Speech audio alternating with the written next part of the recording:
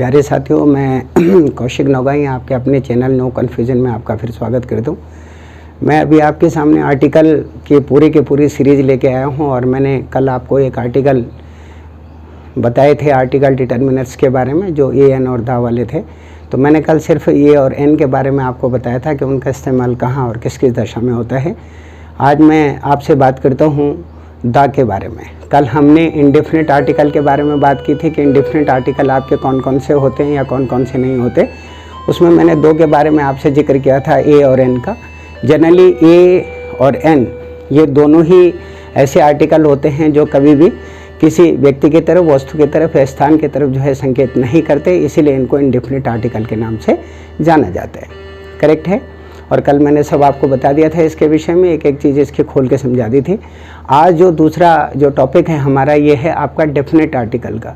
Generally definite articles आपके वो होते हैं जो किसी व्यक्ति की तरफ, वस्तु की तरफ या स्थान की तरफ संकेत करता है, और वो सिर्फ एक ही है। वो आपका कौन सा है? The, THE, the. तो जनरली हमने ये देखना है कि जो द का इस्तेमाल है वो कहाँ और किस किस दशा में होता है। ये है the use of definite article the. Definite article the का प्रयोग हम कहाँ करते हैं? अभी मैंने 1 मिनट पहले आपसे कहा कि कोई भी ऐसा आर्टिकल जो किसी व्यक्ति की तरफ, वस्तु की तरफ या स्थान की तरफ आपका संकेत करता है या उसके विषय में आपको जानकारी देता है, उसकी तरफ इशारा करता है, उस आर्टिकल को हम डेफिनेट आर्टिकल यानी द के नाम से जानते हैं। और जो डेफिनेट आर्टिकल हैं उसका इस्तेमाल बहुत लंबा चौड़ा है, तो ये 2 पार्ट में आपके पास में आएगा। एक एक चीज़ उसकी होगी और मैं 100% आपको एश्योरेंस दे रहा हूँ कि इसके बाद आपको द के प्रयोग में किसी भी प्रकार का कोई कन्फ्यूजन नहीं होगा। तो नंबर फर्स्ट जो इसका यूज़ होता है वो है नक्षत्रों के नाम से पहले। नक्षत्र आपको पता ही है कि हमारा जो पूरा का पूरा सौर मंडल है उसके अंदर जितने भी ग्रह और उपग्रह पाए जाते हैं वो सब आपका क्या होता है? नक्षत्र मंडल होता है, जिसको हम सोलर सिस्टम के नाम से भी जानते हैं। तो नक्षत्रों के नाम से पहले इसका इस्तेमाल होता है, जैसे आपका the sun, the moon, the earth, the star, the sky. तो जहाँ पर भी इस प्रकार की कोई चीज़ आपके सामने आएगी जो नक्षत्र से रिलेटेड होगी, उसके पहले आपने द का इस्तेमाल करना है। जैसे अभी मैंने आपको बताया कि द सन हो गया, द मून हो गया, द अर्थ हो गया, द स्काई हो गया और द स्टार्स हो गए। क्लियर है। नंबर 2 है आपका दिशाओं के नाम से पहले अगर उसमें प्रीपोजिशन नहीं दे रखी है। तो 4 दिशाएं होती है ना, जिनको हम जानते हैं, कौन सी? ईस्ट, वेस्ट, साउथ और नॉर्थ। ठीक है। वैसे तो 10 दिशाएं मानी जाती हैं, लेकिन उसके बारे में फिर कभी बात करेंगे। फिलहाल मैं उन 4 दिशाओं की बात कर रहा हूँ जो प्रचलन में हैं। तो ईस्ट, वेस्ट, नॉर्थ और साउथ। तो अगर इनसे पहले कोई भी प्रीपोजिशन आपको दे रखी है तो आपने उनके साथ में द का यूज़ करना है। जैसे मैं आपको एक एग्जाम्पल दे रहा हूँ कि the sun rise in the east and set in the west. सूरज जो है कहाँ से निकलता है? पूरब से निकलता है और पश्चिम में जाके छुप जाता है। तो जो इन का इस्तेमाल है, ये इन आपका चूंकि प्रीपोजिशन है ये आ गया है, तो इससे आगे जो आपकी दिशा है यानी ईस्ट है या वेस्ट है, उससे क्या लग गया? उसके साथ में द का इस्तेमाल हो गया। क्लियर है। तो दिशाओं के नाम से पहले कब लगता है? जब इसमें कोई ना कोई प्रीपोजिशन आपको दे रखी हो। क्लियर है। और दूसरा सेंटेंस फिर है जिसमें द का इस्तेमाल नहीं है, लेकिन वो भी दिशाएं हैं क्योंकि उसमें प्रीपोजिशन नहीं आ रखी है। जैसे ईस्ट और west, you are the best. चाहे हम पूरब की बात करें, चाहे पश्चिम की, तुमसे बेहतर कोई नहीं। तो इसके अंदर कहीं भी प्रीपोजिशन का यूज़ नहीं है, इसलिए इसके अंदर द का इस्तेमाल नहीं हुआ है। क्लियर है। नंबर 3 है, जो थर्ड वाला पार्ट है, ये है आपका जहाज़ों, जो बड़े बड़े शिप्स होते हैं समुद्र के अंदर जो चलते हैं, तो बड़े बड़े जितने भी आपके जहाज हैं उन सब के साथ में हम इसका इस्तेमाल करते हैं, उन सब के साथ में इसका प्रयोग किया जाता है। तो जहाज़ों के नाम के साथ इसका इस्तेमाल होता है, ट्रेनों के साथ में इसका इस्तेमाल होता है, समुद्रों के साथ में इसका इस्तेमाल होता है, ओशियन के साथ में यानी महासागरों के साथ इसका इस्तेमाल होता है, नहरों के साथ में इस्तेमाल होता है, झीलों के साथ में होता है, पहाड़ों के साथ में होता है, टापुओं के साथ में होता है, बांधों के साथ में होता है, रेगिस्तानों के साथ में होता है। अब देखिए कितनी सारी चीज़ें आ गई एक साथ में। यानी आपने सिंपल सा ये देखना है कि अगर आपको कहीं पर भी थर्ड जो पॉइंट है इसका, अगर शिप्स के बारे में बात की गई है, ट्रेन्स के बारे में बात की गई है, सीज के बारे में बात की गई है, ओशियंस के बारे में बात की गई है, कैनल्स के बारे में बात की गई है, लेक्स के बारे में बात की गई है, माउंटेन्स के बारे में बात की गई है, आइसलैंड के बारे में बात की गई है, या डैम्स के बारे में बात की गई है या डेजर्ट्स के बारे में यानी रेगिस्तानों या मरुस्थलों के बारे में बात की गई है, तो इन सबसे पहले साथियों दा का इस्तेमाल होगा। ये आपने अपने जहन में बिठा करके रखना है, क्योंकि ये प्रैक्टिस वाली चीज़ें हैं और याद करने वाली चीज़ें हैं। तो सिंपल सी बात है कि कोई भी अगर आपसे ये कहता है जी और भाई साहब दा का इस्तेमाल कहाँ कहाँ होगा, तो एक सिंपल सी बात है, आपने बोलना जी जहाज़ों के नाम से पहले, गाड़ियों के नाम से पहले, समुद्रों के नाम से पहले, ओशियन के नाम से पहले यानी महासागरों के नाम से पहले, झीलों के नाम से पहले, नहरों के नाम से पहले, बांधों के नाम से पहले, आपके रेगिस्तानों के नाम से पहले, इन सब के साथ में या द्वीपों के नाम से पहले आपने इसका इस्तेमाल करना है। मैंने हर एक का एक एक एग्जाम्पल आपको दे रखा है। आई होप सो कि आपको समझ आएगा। जैसे जहाज़ों, बड़े बड़े जो शिप्स थे, मैंने बोला उनके नाम के साथ लगता है, जैसे द विक्रांत, उसके बाद the Rajdhani Express, the Arabian Sea, the Indian Ocean, the Panama Canal, the Dal Lake, the Himalayas, the Andaman, the Bhakra Dam, the Sahara Desert, ये सारे के सारे वो थे जिनके बारे में अभी मैंने आपको जिक्र किया। तो इन सबसे पहले भी आपने दा का इस्तेमाल करना है। और उससे नेक्स्ट है, लेकिन आप हमेशा एक चीज़ को ध्यान में रखिए कि जब भी किसी एक पहाड़ के बारे में बात की जाएगी या एक द्वीप के बारे में बात की जाएगी, तो उसके साथ में कभी भी दा का इस्तेमाल नहीं होगा। आई रिपीट अगेन, जब भी आप ये देखें कि किसी एक पहाड़ के बारे में बात की जा रही है या किसी एक द्वीप के बारे में बात की जा रही है, तो फिर उनसे आगे दा का इस्तेमाल नहीं होगा। ये एक्सेप्शन है। जैसे आपका एग्जाम्पल दे रखा है माउंट एवरेस्ट, तो द माउंट एवरेस्ट नहीं होगा। या जैसे दे रखा आपका श्रीलंका, तो द श्रीलंका आपका नहीं होगा। क्लियर है? ये थर्ड पॉइंट है इसका। नंबर 4 है, कुछ देशों और प्रांतों के नाम से पहले भी दा का इस्तेमाल किया जाता है।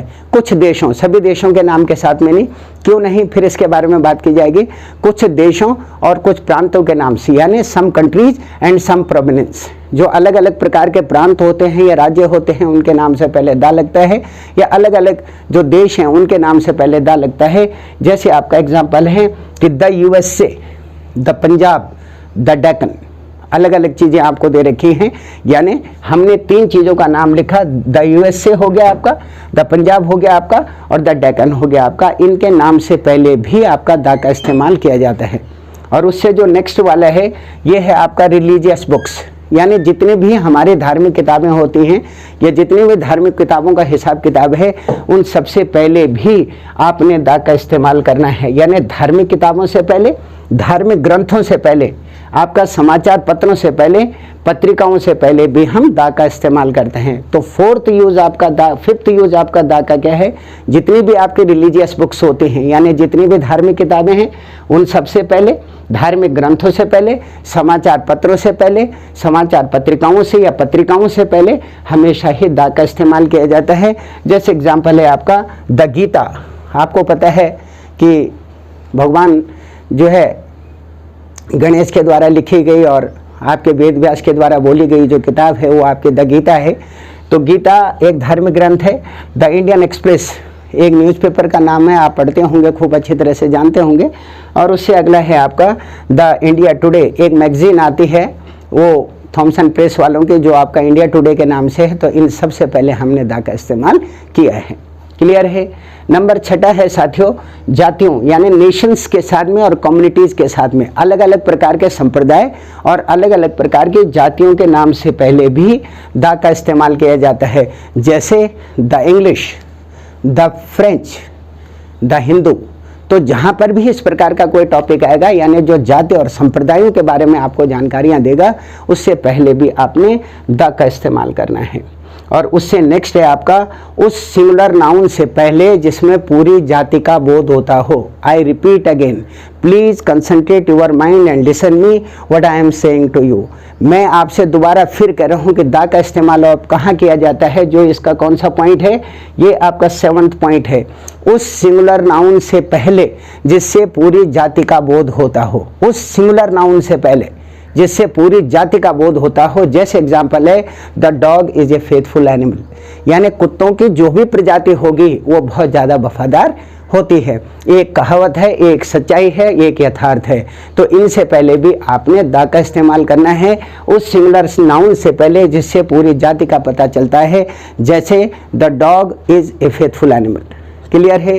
और नंबर नेक्स्ट है आपका, यानी जो आपका 8th पार्ट है वो है उस प्रॉपर नाउन से पहले जो कॉमन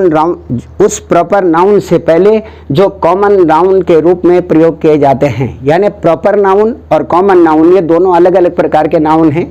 तो जब आप एक की तुलना किसी दूसरे से करना शुरू हो जाता है तो प्रॉपर नाउन कहाँ चला जाता है, कॉमन नाउन के अंदर चला जाता है। तो तब भी आप इसके साथ में द का प्रयोग करते हैं। जैसे 2 एग्जाम्पल हैं, Kalidas is the Shakespeare of India. तो कालिदास की तुलना किससे की गई है, विलियम शेक्सपियर के साथ में की गई है कि कालिदास भारत के शेक्सपियर हैं। भाई कालिदास भारत के महाकवि हैं। जिस तरह से यूरोप के अंदर या आमतौर पर ब्रिटेन के अंदर जैसे हम विलियम शेक्सपियर के बारे में जानते हैं, उससे कालिदास की तुलना की गई है। तो ये है आपका प्रॉपर नाउन को आपने कॉमन नाउन के अंदर कन्वर्ट करने की क्षमताएं इसके अंदर डाल दी।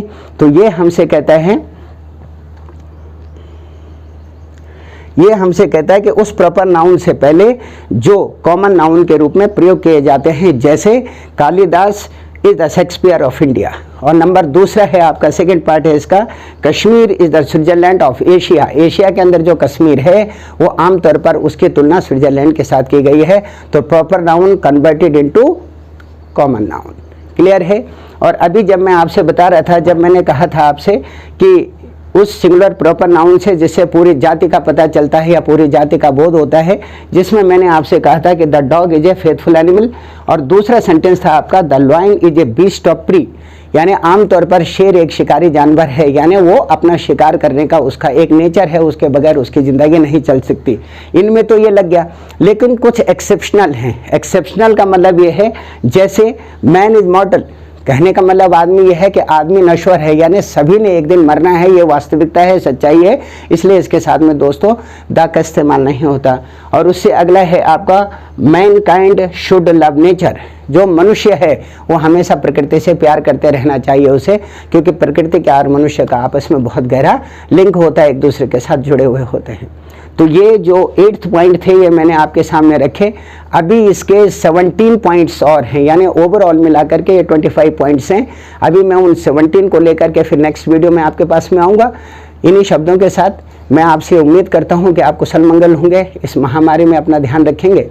और दोस्तों मुझे भरपूर प्यार आप लोगों का चाहिए। प्लीज़ इसे शेयर करें, इसे लाइक करें और ज़्यादा से ज़्यादा लोगों तक पहुंचाने का प्रयास करें, कमेंट्स करें, क्योंकि हमारी ज़िंदगी में जो ऑक्सीजन है वो आप ही लोग हैं। अगर आप हैं तो हम हैं, और अगर आप नहीं है तो हमारा कोई भी काम करने का कोई फ़ायदा नहीं है। इसलिए आपसे मेरा अनुरोध है, प्रार्थना है कि प्लीज़ इसको ज़्यादा से ज़्यादा लोगों तक पहुँचाएँ। आप भी इसकी स्टडी करें, क्योंकि ये पीढ़ी दर पीढ़ी चलने वाली एक प्रक्रिया है जो कभी भी समाप्त नहीं होगी। और एक बहुत ही सिंपल और बहुत आसान वे में आपको ये प्लेटफॉर्म अगर अवेलेबल हो रहा है तो इसका फ़ायदा उठाएं। इन्हीं शब्दों के साथ मैं कौशिक नौगाई आपसे विदा लेता हूँ, नेक्स्ट वीडियो में आने का वादा करके। इसके बाकी जो 17 पार्ट्स हैं उसको लेकर के। नमस्कार।